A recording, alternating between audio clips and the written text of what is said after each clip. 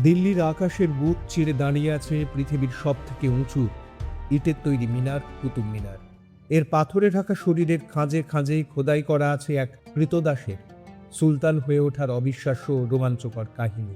দ্বিতীয় তরাইনের যুদ্ধে মোহাম্মদ ঘুরি 1192 সালে প্রচুর সৈন্য জোগাড় করে দ্বিতীয়বার দিল্লি আক্রমণ করে।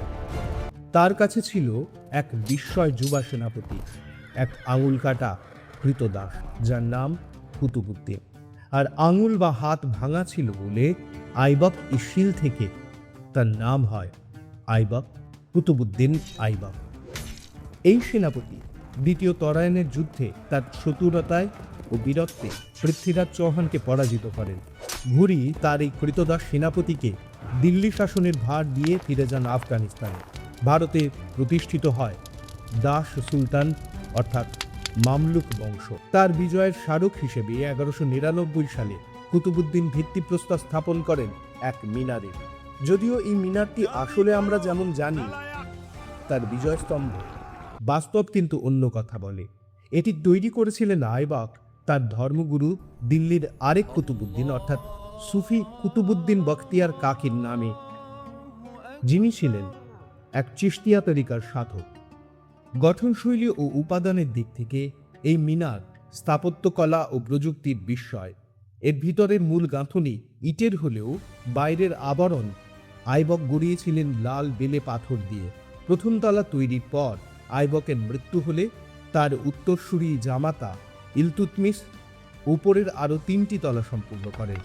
কুতুব মিনারকে ঘিরে কুতুব কমপ্লেক্স ছড়িয়ে আছে, যে চত্বরে রয়েছে আরও অন্যান্য মুসলিম ও হিন্দু স্থাপত্যের বিস্ময়।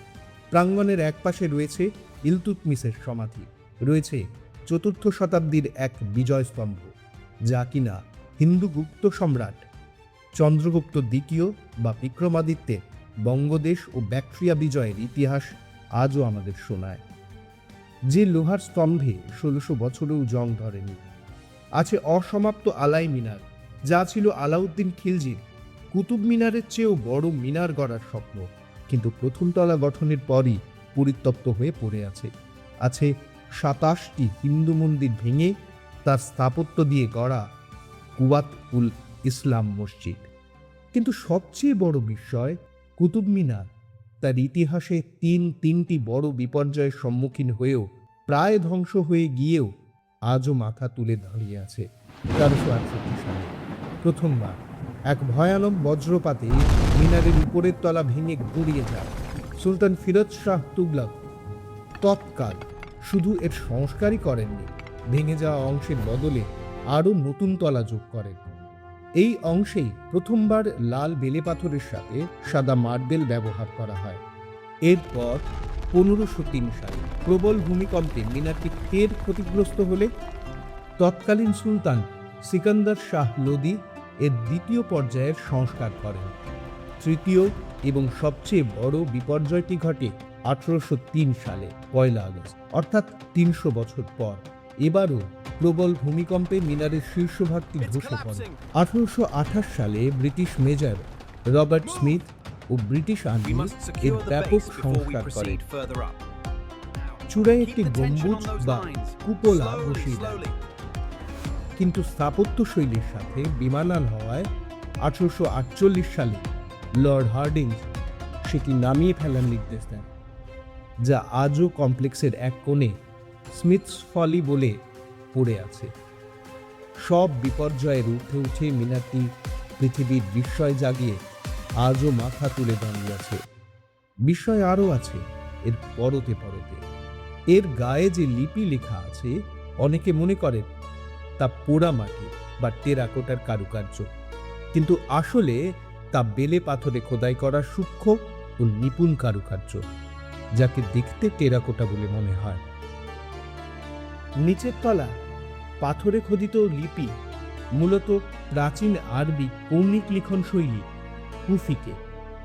উপরের তলাগুলিতে নাসখ, যা কিনা একটি কারসিভ বা বাঁকানো শৈলীতে খোদাই করা, যেখানে পবিত্র কুরআনের আয়াত লেখা আছে। আছে আসমা উল হুসনা বা আল্লাহ এর 99টি গুণবাচক নাম। বিভিন্ন বাদশার সংস্কারের কথা ও কিছু স্থপতির নামও রয়েছে এক্ষেত্রে। লেখাগুলি নিচের থেকে উপরের দিকে উঠেছে, ছোট থেকে বড় ও ছড়ানো হয়ে, অর্থাৎ উল্টো পার্সপেক্টিভে, যাতে নিচ থেকে ও দূর থেকে লেখা পড়তে সুবিধে হয়। উপসংহারে বলা যায়, মিনার হোক বা মানুষ, ধ্বংস বা বিপর্যয় সব সময় শেষ কথা বলে না। শেষ কথা হলো পুনর্নির্মাণ।